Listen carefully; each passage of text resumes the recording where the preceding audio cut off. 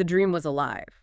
For 8 long years, the idea of a One Direction reunion, it wasn't just chatter, right? It felt like something real, almost scheduled. Definitely. Fans weren't asking if, they were asking when.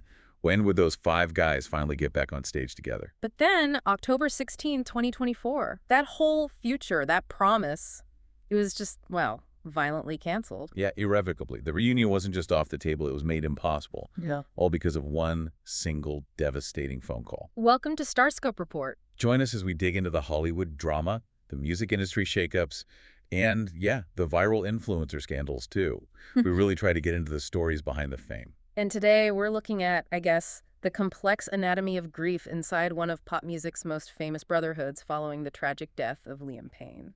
We've got the whole story, the fallout, focusing a lot on Louis Tomlinson's really candid interviews. He's somehow found a way to talk about this collective tragedy. Yeah, we'll unpack the terrifying details about pink cocaine that were apparently part of Liam's final hours. And really trying to understand why Louis now says any kind of reunion is, in his words, infinitely more complicated.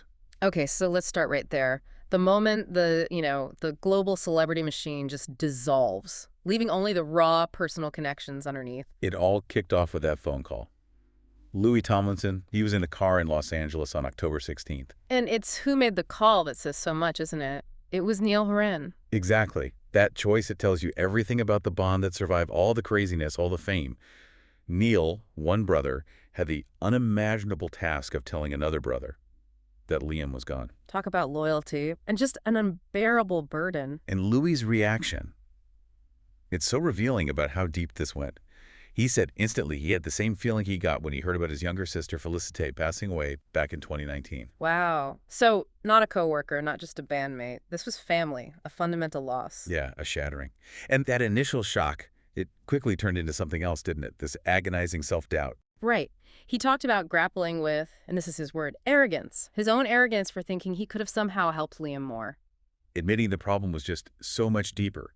Realizing, his 150% wasn't nearly enough. That realization, it's just brutal, isn't it? Wow. That hard lesson in grief where you understand that love, even intense friendship, it can't always fix deep mental health issues or addiction. Mm-hmm. And you wonder, is that feeling of helplessness even worse for someone famous? Yeah. With all the resources they theoretically have. Oh, absolutely. I think there's a unique kind of pressure there. They can access the best help, supposedly, but still face this universal crushing feeling when they lose someone. Yeah. Tomlinson's honesty here, it's like he's voicing that survivor's struggle, confronting the hard limits of friendship. And before we get into the really tragic facts of Liam's last moments, it's important to note how Louis talked about this grief being different. He's known terrible loss before, with his mom and sister. Right. And if you find these raw human stories behind the headlines compelling, make sure you hit that subscribe button. Because how Louis distinguishes this loss, it's really profound. Okay, let's pivot now to the cold details. And it's a jarring shift, going from that Brotherhood narrative to the violent reality of how it ended. It's that awful duality of fame, isn't it? The public image versus the private battle. Louis even admitted he was super naive, thinking his past experiences with grief might somehow soften the blow. But it didn't. He said very clearly, it's very different. I've never lost a friend before. And that distinction is huge. Losing a parent or sibling, it's like a vertical cut, right? It takes away part of your past, your foundation. Yeah. But losing a peer, someone you expected to grow old with, someone who shared, thousands of amazing memories alongside you, that's horizontal. It rips out a piece of your shared future. A future that included their 15th anniversary coming up in July 2025, which now, he says, feels unjust and frustrating. And the facts surrounding Liam's death just make that frustration deeper. He died, age 31, after falling from a third-story balcony at a hotel in Buenos Aires. The Casa Sur Palermo Hotel. And reports indicate emergency services were actually called there before the fall about an aggressive guest. The official cause of death was listed as polytrauma and severe internal bleeding. I mean, it points to a really devastating physical event. And then the toxicology reports started coming in. Initially, confirmation of alcohol, cocaine, and prescription antidepressants. But then the more detailed reports mentioned pink cocaine, or 2Z.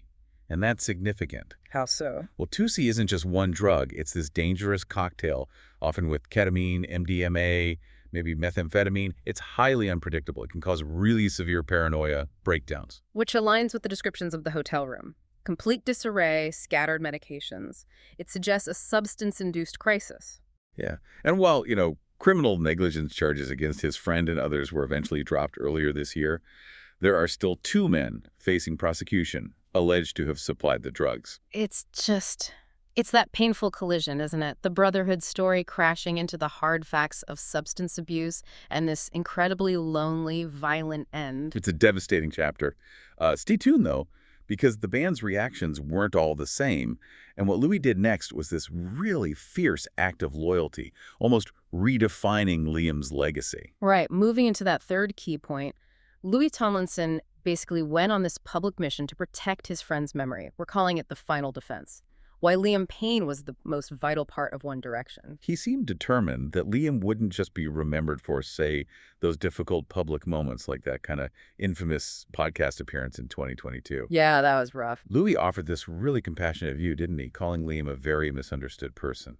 And he tried to explain some of that perceived arrogance or controversy by saying it came from vulnerability, that Liam just wanted to be liked. Which, that explains so much about the pressures these stars face, the stuff we rarely see or forgive. But the most surprising thing, maybe, was how he elevated Liam's role in the band. Louis flat out called Liam the most vital part of One Direction. That is a huge statement because, especially later on, the narrative often centered around Harry or maybe Zayn. So what does that mean? Calling him the safest pair of hands? Is he rewriting history a bit? I don't think rewriting, maybe. Revealing. He explained that early on, because Liam had done X Factor before, had better pitch, more stage confidence, he was their anchor. Ah, okay, when they're all still finding their feet. Exactly. Louis admitted, look, maybe young male pride stopped them saying it back then, but we all looked up to him like that in the beginning. It sort of peels back the curtain on their early dynamic. It wasn't just 5 equal peers stumbling into fame. That context changes things. And while Louis focused on that history and loyalty, the other guys processed it differently. Yeah, Niall really honed in on the tragic irony, didn't he? Seeing Liam just 2 weeks before at his concert. That last hug, unknowingly being the final one. Just awful. And Harry's tribute was simpler, more focused on affection, calling him warm, supportive, incredibly loving, remembering the cherished years. Pure warmth. And Zayn's message felt heavy with regret, unfinished business. He called Liam a brother, but also admitted he secretly respected him because Liam was always more sensible. Like a missed chance to reconnect? Maybe acknowledge that respect? Yeah. Those 4 different voices, they really map out the whole emotional landscape of the group, don't they? They do. And despite the different expressions of grief, they all seem to land on the same sad conclusion. The big reunion, it's over. Louis confirmed it directly, said the tragedy made a reunion infinitely more complicated, that performing as just 4 of them would feel like something else almost. It's such a bittersweet stance, though. He said he prefers to accept that the last time they were all on stage, Liam was there. He called that final performance perfect. Protecting the integrity of the original 5, even if it means ending the dream for good. It seems so, but out of this awful tragedy, a different kind of reunion seems to be happening. A much more intimate one. Right. The announcement of that Netflix road trip docuseries, starring Louis Tomlinson and Zayn Malik, that's huge, set for 2026. That pairing, given their history, it's incredibly profound, and the show is explicitly about life, loss, and fatherhood. So it feels like the shared grief has actually pushed them towards some kind of personal healing reconciliation. Exactly. Something maybe more meaningful than any stadium tour could ever be. The real reunion wasn't going to be under spotlights. It's happening perhaps in a car, talking about loss. It's a powerful human story, isn't it? The loss of Liam Payne, it's undeniably changed the One Direction legacy. It's not just a pop triumph anymore. No, it's become this complex narrative about fame's cost, about mental health battles fought in silence, and about brotherhood, however tested. Don't miss our next deep dive into the celebrity stories shaping our world. Make sure you're subscribed.